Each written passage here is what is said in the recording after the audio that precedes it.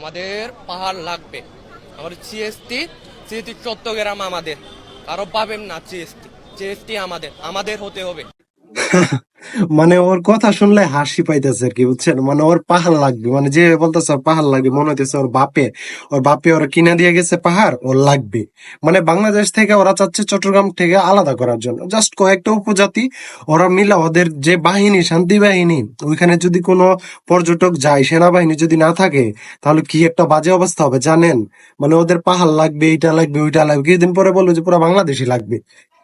কি একটা অবস্থা করতেছে, মানে হাসি পায় যে ওদের বাপের মনে হয় কিনা যে ওদের পাহাড় লাগবে। পাহাড় থেকে সেনাবাহিনী হাঁটা, ওইটা সেইটা ফাইজলাম পায়ে লইছো তোমরা, না তোমাদের কিছু বলা হচ্ছে না দেখে তোমরা সবকিছু চাই বসে থাকবা। তোমরা উপজাতি হিসাবে যথেষ্ট পরিমাণ সম্মান তোমরা পাও। তোমরা বিভিন্ন জায়গায় বিভিন্ন কুঠা পাচ্ছ, চাকরির ক্ষেত্রে তোমাদেরকে অগ্রাধিকার দেওয়া হচ্ছে, তারপরে তোমরা এটা চাও ওইটা চাও না। সেনাবাহিনী সরাও, পাহাড়